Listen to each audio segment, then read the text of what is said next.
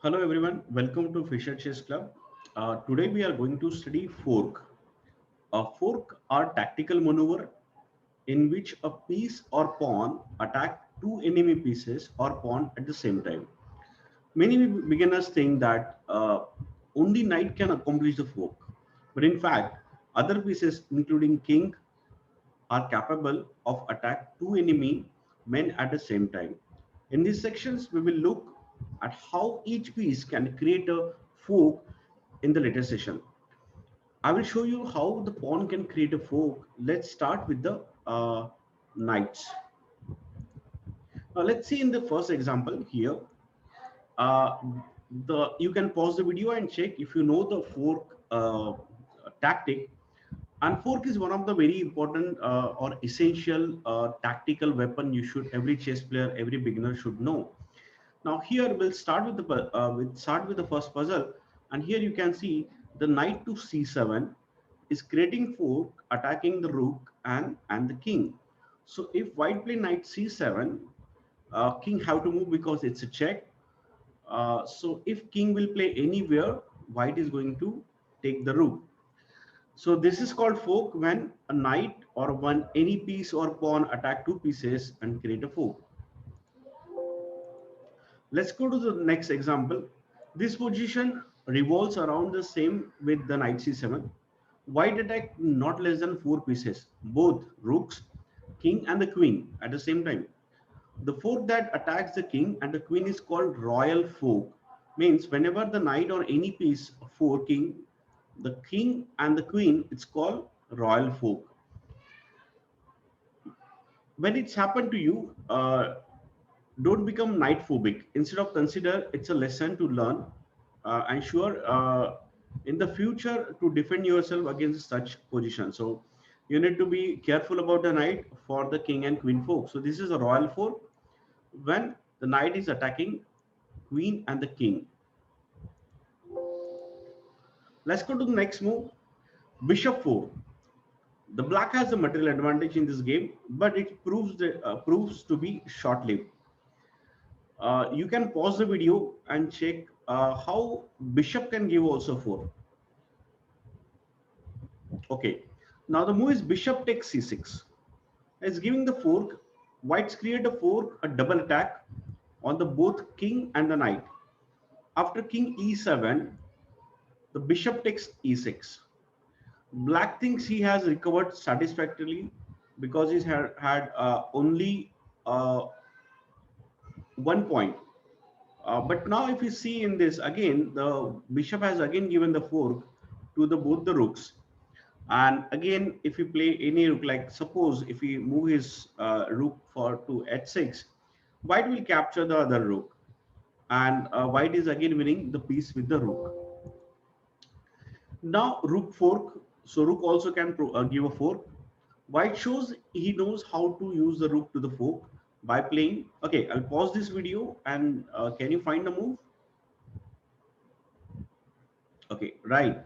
If your move is rook to b7, it's a fork. Again, attacking king and the knight. So if you move the king, you'll take the knight. So next, this is queen fork. Because queen moves like a rook and bishop, it stands to reason that the queen can fork like both these pieces with even the greater effect. From the current position, the white queen will show her power and terrorize the whole black army.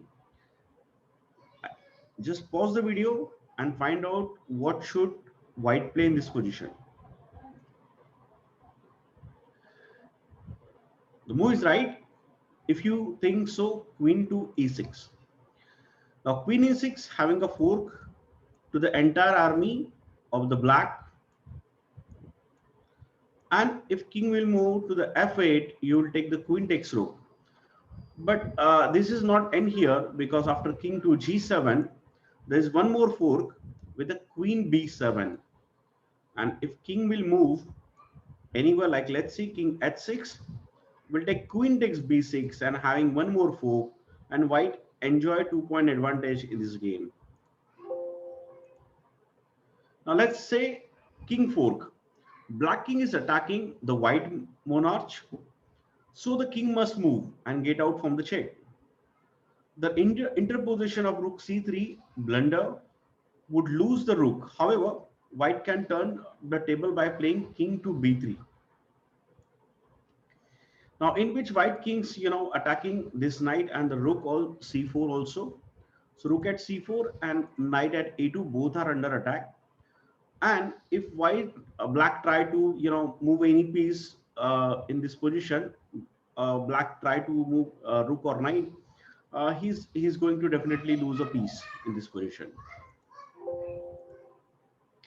Now let's see this position fork as a combination. Now in very less game you will get a fork just like serve in a plate, but in the most of the games you need to find out the fork as a combination. Now now you understood the tactic of the fork, and here I would request you to pause the video and find out the fork.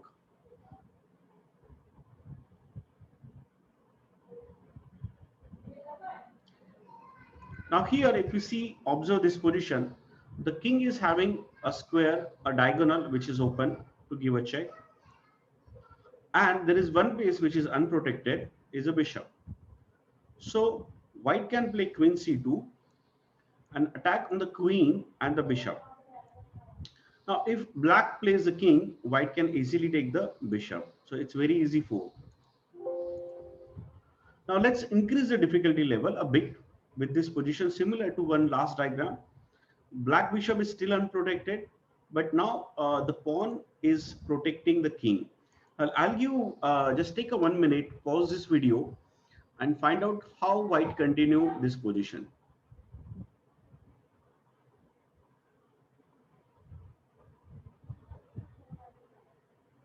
Okay, the move here is bishop takes g6. Now this is a check, king has to take it. And now queen c2, again same kind of fork. And now if king will play to the g7 and queen can take the bishop, and here white won a pawn, which is very important at the end game. Now a simple knight fork with the nc7, you can see that leads to a capture a pawn. Like nc7 is very simple move, nc7, king d7 and knight takes pawn. It's very simple pawn. Now let's see the combination. Here black queens is defend the c7 square, preventing the knight fork. However, white can use a common sacrifice to draw the black queen from the c7 away. Now here, if you see this position, it's again a type of deflection to bring this queen to the d5. So pause this video and find out the white to play. Okay, if your move is queen takes d4, congratulations. Queen takes d5 is the best move in this position, because after queen takes d5, which is sacrificing the queen, white will go for knight c7. And I told you about royal fork. If king move, white will take back his queen, and now white regain the queen, and in the same time he got advantage of one pawn extra. Let's go for the next. Now this is a combination. Black is down a pawn, but he has been counting on his position to bring him victory. Now black is actually winning a pawn, which is knight takes b3, and this is a free pawn which can give a fork also. Now question is, if you are black, would you like to take this pawn?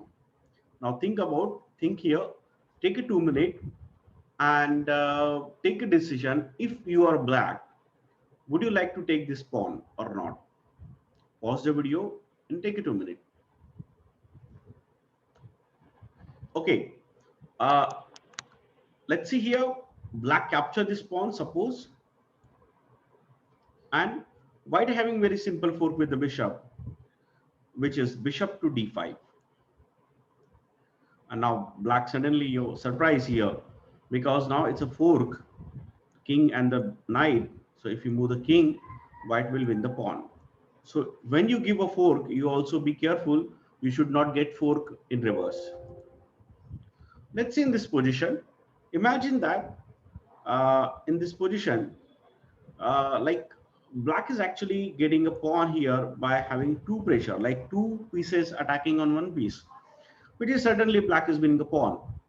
Now again, you have to take a decision here by pausing the video.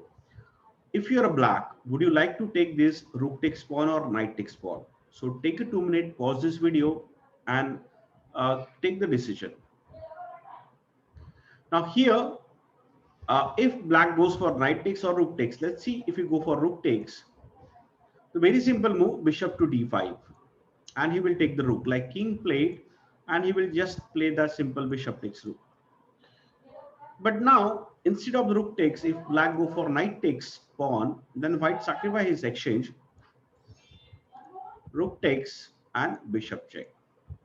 Now, if king will move, definitely white will take the rook, and white will be a piece up completely. Now, let's see in this position, white fork the king and the pawn by rook g5. It's very simple move. By playing rook to g5, white is winning a pawn. So rook g5, it's a fork and take the pawn. Now let's see the combination from the same formula. This position is identical of last puzzle with the addition of knight. Here we have just put the knight and see it's a white to play and win a pawn. So pause the video, find out the fork. Okay, the move here is knight takes g4, knight takes g4, and then rook g5, king f8, and rook takes knight, and white won a pawn here in this position. In this position, black played a dubious, or we can say blunder move. Now black pieces are hounding white king, but black commits a cardinal sin. Black played queen rook to b6 here. He makes check without considering the consequences what white will play. And white played very good move here in this position. He go to near to all these pieces by playing king to c5. And the white king has shown his muscle in this game, which moves directly connected with the rook, knight, and the bishop. But the problem with the black is, if you move any piece, he is going to lose other piece. And this is a fork. Like take an example. If we try to defend his rook by playing knight, white will take simple bishop. Same, if we try to save his bishop, white can take the rook. And if we try to save his rook and the bishop, he will take the knight. So as white king given the fork. In this position, black played pawn push d4. Pause the video, find out it's a white to play, what you should do. Definitely, white will go with the rook takes pawn and giving his exchange, knight takes, and after king takes, even the black rook go back, white can take bishop takes knight and having bishop up.